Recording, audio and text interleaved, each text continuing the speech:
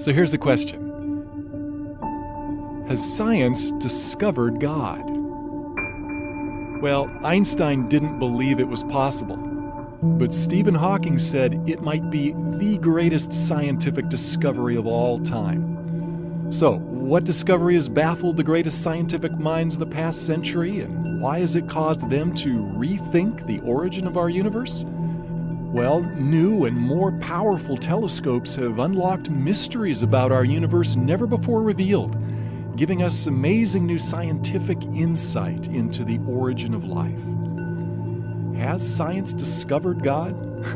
But wait a minute. Hasn't science proven we don't need God to explain the universe? What is it about this discovery that is so fundamentally different, and why has it stunned the scientific world? Well, this discovery, along with what molecular biologists have learned about the sophisticated coding within DNA, have many scientists now admitting that the universe and life itself appear to be part of a grand design. One cosmologist put it this way: many scientists, when they admit their views, incline toward the design argument. Surprisingly, many scientists who are now talking about God have no religious belief whatsoever. So, what are these stunning discoveries that have scientists suddenly speaking of God? Well, there are three revolutionary discoveries from the fields of astronomy and molecular biology that really stand out. One, the universe had a beginning. Two, the universe is just right for life. And three, DNA coding reveals intelligence. The statements leading scientists have made about these discoveries may shock you. Let's take a look. The universe had a one-time beginning. Since the dawn of civilization, man has gazed in awe at the stars, wondering what they are and how they got there. Although on a clear night the unaided human eye can see only about 6,000 stars, Hubble and other powerful telescopes reveal there are a billion trillion stars clustered in over 100 billion galaxies. In fact, our sun is like one grain of sand amidst the world's beaches. But prior to the 20th century, the majority of scientists believed our own Milky Way galaxy was the entire universe, and that only about 100 million stars existed. Most scientists of the past believe that our universe never had a beginning. They believed that mass, space, and energy that compose our entire universe had always existed. But in the early 20th century, astronomer Edwin Hubble discovered that the universe is expanding. Rewinding the process mathematically, he calculated that everything in the universe, including matter, energy, space, and even time itself, actually had a beginning. Well, shockwaves hit the scientific community. Many scientists, including Einstein, reacted negatively. In what Einstein later called the biggest blunder of my life, he fudged the equations to avoid the implication that the universe had a beginning.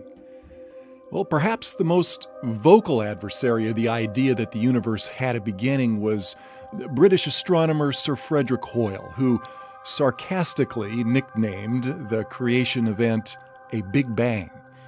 He stubbornly held to his steady-state theory that the universe had always existed. Well, so did Einstein and other scientists until the evidence for a beginning became overwhelming. The logical conclusion was like the proverbial elephant in the room, namely that something or someone beyond scientific investigation must have started it all. Then finally, in 1992, the COBE satellite experiments proved that the universe really did have a one-time beginning in an incredible flash of light and energy. Although some scientists called it the moment of creation, most preferred referring to it as the Big Bang. Astronomer Robert Jastrow tries to help us imagine how it all began. The picture suggests the explosion of a cosmic hydrogen bomb. The instant in which the cosmic bomb exploded marked the birth of the universe. So the conclusion is, everything in the universe came from nothing. Science is unable to tell us what or who caused the universe to begin, but some believe it clearly points to a creator. British theorist Edward Milne wrote a mathematical treatise on relativity, which concluded by saying, "As to the first cause of the universe, in the context of expansion, that is left to the reader to insert, but our picture is incomplete without him." Another British scientist, Edmund Whittaker, attributed the beginning of our universe to divine will constituting nature from nothingness. Many scientists were struck by the parallel of a one-time creation event from nothing with the biblical creation account in Genesis 1:1. Prior to this discovery, many scientists regard the biblical account of creation from nothing as unscientific. Although he called himself an agnostic, Robert Jastrow was compelled by the evidence to admit, "Now we see how the astronomical evidence leads to a biblical view of the origin of the world." Another similar statement came from agnostic George Smoot, the Nobel Prize-winning scientist in charge of the Kobe experiment. He put it like this: "There is no doubt that a parallel exists between the Big Bang as an event and the Christian notion of creation from nothing." Scientists who used to scoff at the Bible's account of creation are now admitting that the biblical concept of creation from nothing has been right all along. Cosmologists who specialize in the study of the universe and its origins soon realized that a chance cosmic explosion could never bring about life any more than a nuclear bomb would, unless it was precisely engineered to do so. And that meant a designer must have planned it. They began using words like super intellect, creator, and even supreme being to describe this designer. Why is this? Because the universe is finely tuned for life. Physicists calculated that for life to exist, gravity and the other laws of physics that govern our universe needed to be intricately tuned just right, or our universe couldn't exist. For instance, did you know that if the expansion rate of the universe had been slightly weaker, gravity would have pulled all matter back into a big crunch? We're not talking about merely a 1 or 2% reduction in the universe's expansion rate. Stephen Hawking writes, "If the rate of expansion 1 second after the Big Bang had been smaller by even 1 part in 100,000 million, the universe would have recollapsed before it ever reached its present size."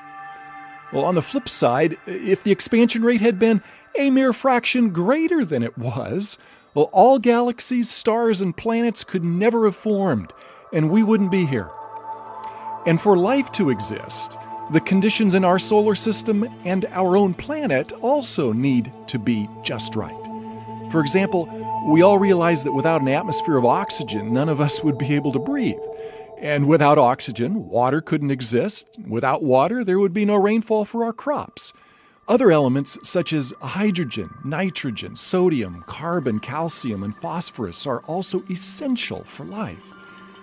But that alone is not all that's needed for life to exist. The size, temperature, relative proximity, and chemical makeup of our planet, sun, and moon also need to be just right. And there are dozens of other conditions that needed to be exquisitely fine-tuned, or we wouldn't be here to think about it. Scientists who believe in God may have expected such fine-tuning, but atheists and agnostics were unable to explain the remarkable quote-unquote coincidences. Theoretical physicist Stephen Hawking, an agnostic, writes, "The remarkable fact is that the values of these numbers seem to have been very finely adjusted to make possible the development of life." It all brings us to one question: the universe, accident or miracle? But couldn't this fine-tuning be attributed to chance? After all, odds makers know that even long shots can eventually win at the racetrack, and against heavy odds, lotteries are eventually won by someone. So, what are the odds against human life existing by chance from a random explosion in cosmic history?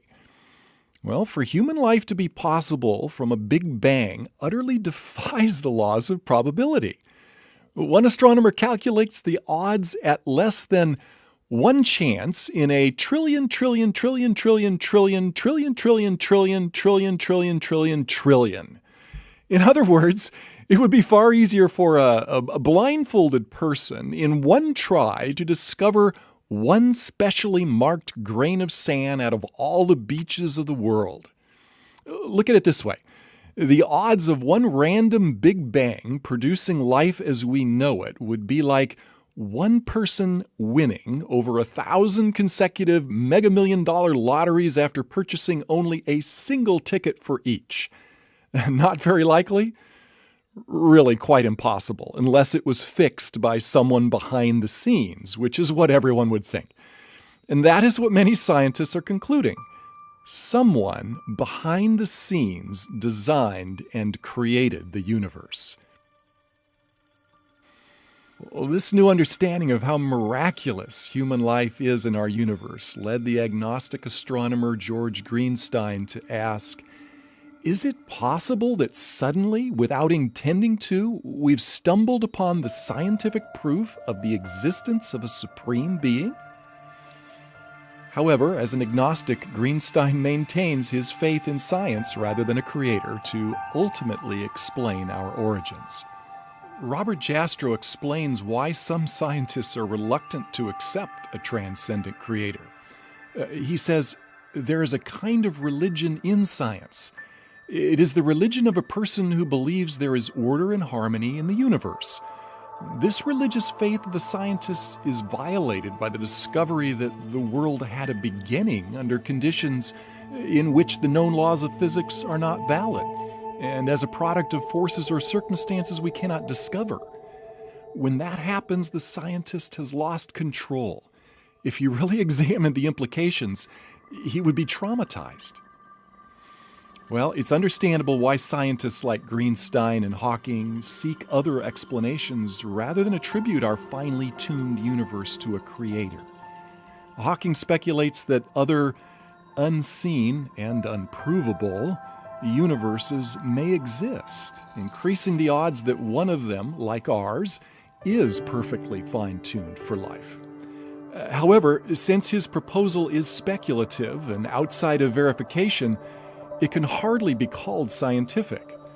Although he's also an agnostic, British astrophysicist Paul Davies dismisses Hawking's idea as too speculative.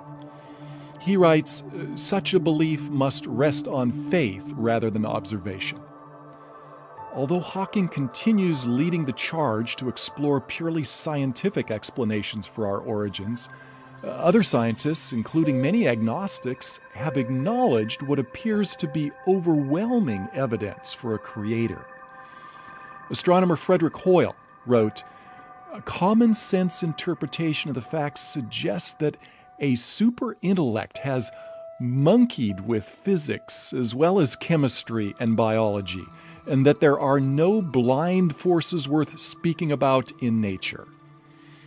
Although Einstein wasn't religious and didn't believe in a personal God, he called the genius behind the universe an intelligence of such superiority that compared with it, all the systematic thinking and acting of human beings is an utterly insignificant reflection.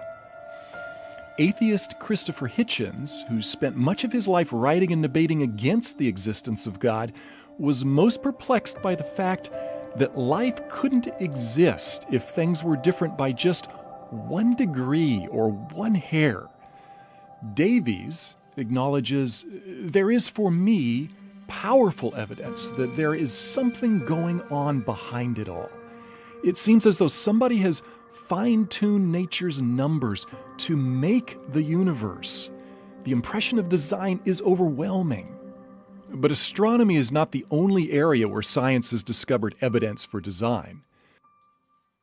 There is another discovery DNA, the language of life. As recent as 1953, molecular biologists discovered intricately complex design in the microscopic world of DNA.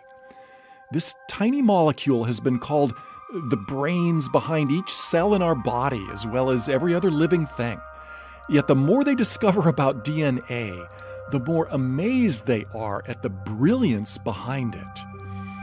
Scientists who believe the material world is all that exists, like Richard Dawkins, argue DNA evolved by natural selection without a creator. Yet even most ardent evolutionists admit that the origin of DNA's intricate complexity is unexplainable. DNA's intricate complexity caused its co-discoverer, Francis Crick, to believe that it could never have originated on Earth naturally. Crick, an evolutionist, believed life is too complex to have originated on Earth and must have come from outer space. He wrote, "An honest man, armed with all the knowledge available to us now, could only state that, in some sense, the origin of life appears at the moment to almost be a miracle. So many are the conditions which would have had to have been satisfied to get it going." The coding behind DNA reveals such intelligence that it staggers the imagination. A mere pinhead volume of DNA contains information equivalent to a stack of paperback books that would encircle the Earth 5,000 times. And DNA operates like a language with its own extremely complex software code. Microsoft founder Bill Gates says that the software of DNA is far, far more complex than any software we have ever developed. Richard Dawkins and other evolutionary biologists believe that all this complexity originated through natural selection. Yet, as Crick, a Nobel Prize winner, remarked, natural selection could never have produced the first molecule. Many scientists believe that the coding within the DNA molecule points to an intelligence far exceeding what could have occurred by natural causes. In the early 21st century, noted atheist Anthony Flou's lifelong unbelief came to an abrupt end when he studied the remarkable intelligence behind DNA. Flou explains what changed his position. "What I think the DNA material has done is to show that intelligence must have been involved in getting these extraordinarily diverse elements together. The enormous complexity by which the results were achieved looked to me like the work of intelligence. It now seems to me that the finding of more than 50 years of DNA research have provided materials for a new and enormously powerful argument to design." Although Flou was not a Christian, he admitted that the software behind DNA is far too complex to have originated without a designer. All this scientific evidence leads us to honestly consider that life and the universe have the fingerprints of a creator. Are scientists now convinced that a creator has left his fingerprints on the universe? Although many scientists are still bent on squeezing God out of the universe, most recognize the religious implications of these new discoveries. In his book, The Grand Design, Stephen Hawking, who doesn't believe in a personal God, attempts to explain why the universe doesn't need God. Yet when faced with the evidence, even Hawking has also admitted there must be religious overtones. But I think most scientists prefer to shy away from the religious side of it. As an agnostic, world-renowned astronomer Robert Jastrow had no Christian agenda behind his conclusions. However, he freely acknowledges the compelling case for a creator. He writes of the shock and despair experienced by scientists who thought they had squeezed God out of their world. These are his words. "For the scientist who has lived by his faith in the power of reason, the story ends like a bad dream. He has scaled the mountains of ignorance. He's about to conquer the highest peak. And as he pulls himself over the final rock, he is greeted by a band of theologians who have been sitting there for centuries. So, what if, after all, there is a creator? If there is a superintelligent creator, the question arises, what is he like? Is he just some cosmic force like in Star Wars, or is he a personal being like us? Well, since we're personal and relational beings, wouldn't the one who created us also be personal and relational? Many scientists, like Arthur L. Shavlov, professor of physics at Stanford University and winner of the Nobel Prize in Physics, believe that these new discoveries provide compelling evidence for a personal God. He writes, "It seems to me that when confronted with the marvels of life in the universe, one must ask why and not just how. The only possible answers are religious. I find a need for God in the universe and in my own life."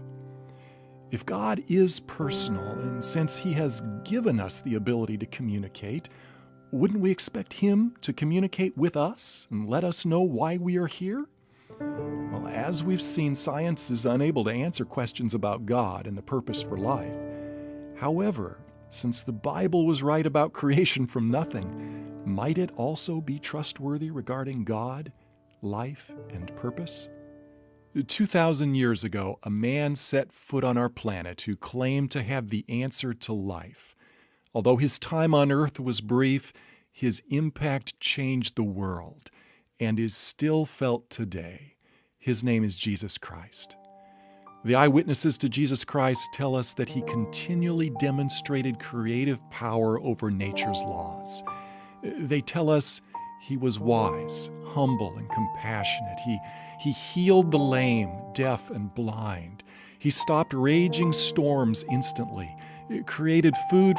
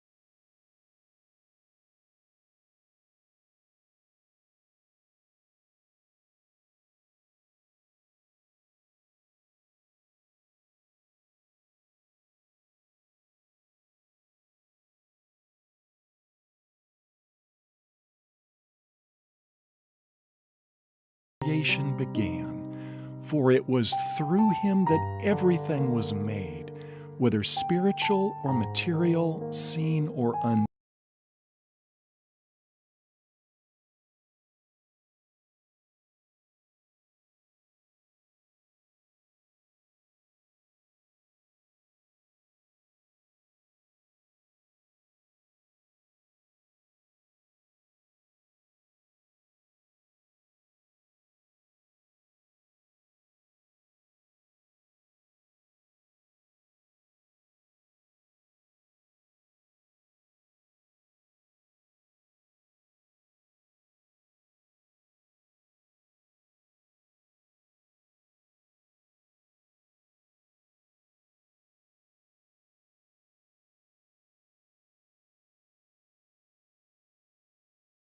And it was necessary for Him to rise from the dead so that we too could have life after death.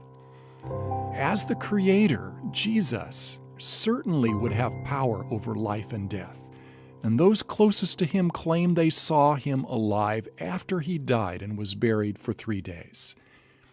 If they were wrong, then Christianity's been founded upon a lie. But if they were right, such a miracle would substantiate all Jesus said about God, Himself, and us. But must we take the resurrection of Jesus Christ by faith alone, or is there solid historical evidence? Several skeptics began investigations into the historical record to prove the resurrection account false. What did they discover? Let me invite you to click on the link below to take a closer look at the evidence for the most fantastic claim ever made, the resurrection of Jesus Christ from the dead.